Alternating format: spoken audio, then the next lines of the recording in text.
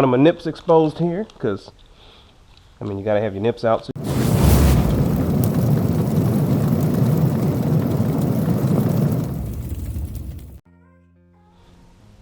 alrighty, what's up y'all, and welcome to another episode of Stone Can Do This, and you should be able to too. So, talked about it in a previous video, and I never got around to it because it was like Michigan outside. It was cold, and I was lazy, didn't feel like dealing with it, but now it's getting springy. Summertime's here. Well, pre-summertime. It's warm for one day in Michigan, so that's good enough. So I'm gonna get out here and try to do a little video on this motorcycle brake bleeder kit. This is my official time opening this.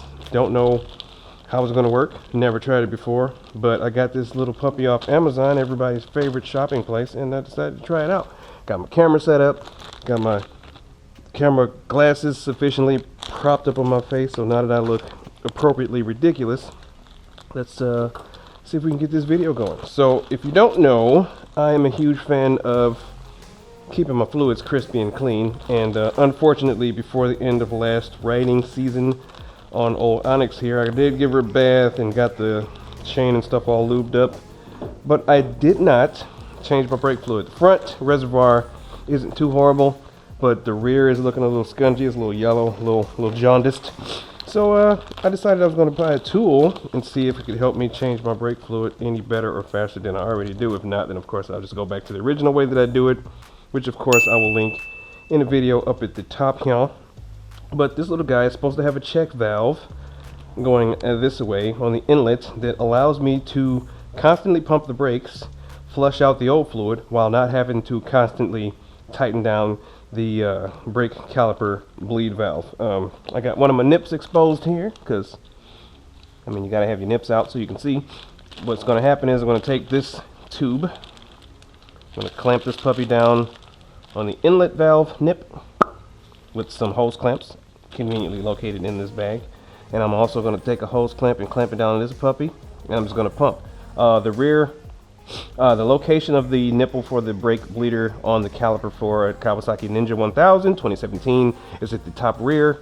Of course, on both sides is in the same location, and the torque specs for all of the bleeder valves are 7.8 Newton meters, in case you wanted to know, because you do need to torque these babies back down to spec so you don't get any leaks. I got ourselves a wrench, and of course, as I illustrated in my video before, you want to start at the farthest point away from your brake fluid reservoir. I already got my kind of little catch blanket down here. Unfortunately, Onyx is clean. I've said in a couple videos before in the past that I like to work on my bike when she's dirty. That way I don't get it dirty while I'm working on it. So I don't think there's a specific side that you have to start with. So what I'm going to do is I'm going to take my pliers, sorry, I just like saying wrench, squeeze the hose clamp open, slide the hose in, maintain control of your hose. It goes for all of you. Oh, hi Duty. How are you? Did you hear me talking about hose and you ran in? Sorry, there's no hose for you. Maybe later. Hey, get off my hose, bro. Okay, so I'm gonna take this baby, clamp it open. Duty, you're seriously. Oh, look at that. Nice and snug. Oh, you know what I forgot to do is forgot to get my catch. So let me go over here in my junky ass garage, grab one of my various bins. This guy's pretty clean. Let's use this one. You know what? I might have to kick you out, bro, because I don't want you sniffing and drinking brake fluid. Come on, get out of here. Out. Thank you, ma'am. Get you some hose later. Okay. So we're gonna take this puppy. Take it over here. I should have had this prepped up, but I didn't. I can't see because my light's on the other side. There's my nip. And this is a 10mm socket or a 10mm wrench, if you have one. So we're gonna do the same technique. So I had to lose my other clamp because I'm highly unprepared, as usual. But if you've watched any of my videos, you know that's how I is.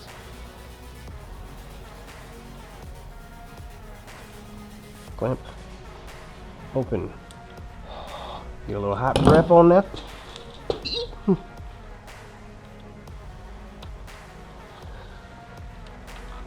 That looks a bit snug. Looks like it might not fit all the way down. I'm not looking at holes. Enough trouble. All right. Hot hose. Damn, I damn near melted the nice buckle up.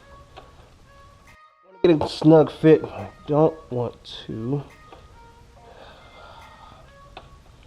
This is the only problem with doing things for the first time on camera.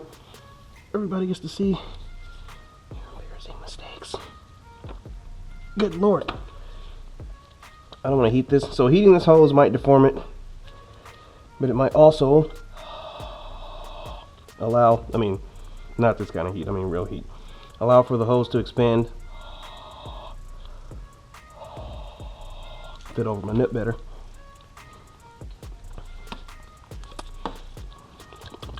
Yep, pick the hose. Alright, I think I've got a good seat now. Take the hose clamp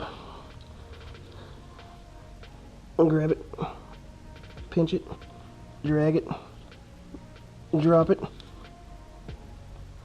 Alright, what? Did that leak? No, it was not. There. Position said hose in the catch. That's not gonna work. Oh, I'm gonna make a mess. I'm definitely gonna make a mess, but that's okay. Where's my wrench? Now, yeah, I'm gonna have to get something else.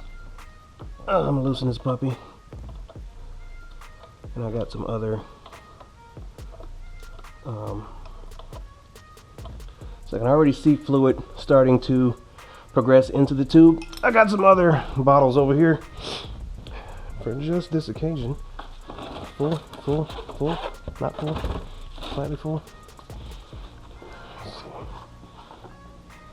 Yeah, that should do it. More vertical, more catchy sauce. It's gonna be gross, but that's okay. All right, so now I'm going to apply the front brake. Oh yeah. Oh, excuse me.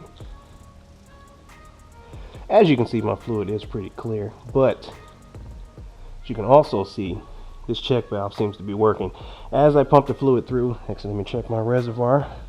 Should have took the top off, because as you take the top off, it decreases the amount of pressure or suction inside the reservoir. It won't pull your little reservoir cap tube thing down. This little rubber insert here wants to stay nice and flush. I also want to put this in an area that I should have prepared to keep too many particulates from getting on it, because you do not want to introduce any particulates into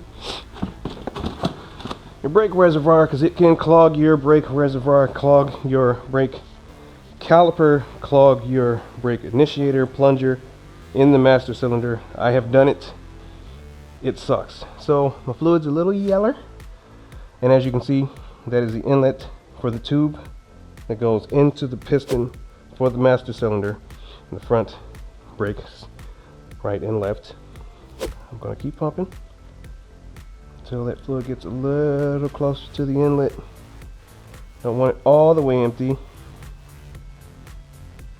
No bubbles are returning, and that's nice. So I'm gonna take my nice crispy preserved dot 3 and 4 brake fluid, pour it in. But I don't want to do is have too much new or too much old in with the new, you know what I mean, because I'm wasting it.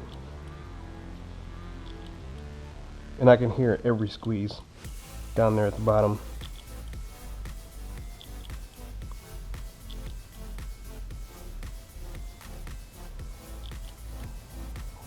Now I'm going to pour, because I don't want to introduce any air into the line from the top, when the whole point is to keep air out from the bottom. That would be crazy.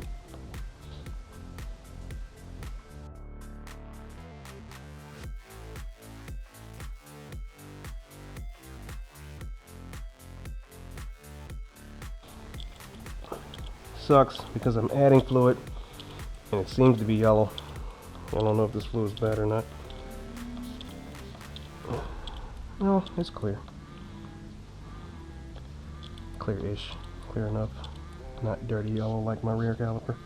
But as I continue to rant, I will continue to add fluid. I know that this brake fluid is good because it's nice and clean, nice and unused,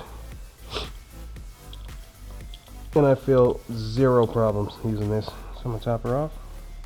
My brake reservoir is at an angle because my front controls are tilted for better control on the handles when I'm riding my motorbike. Check my hose. Hose is good.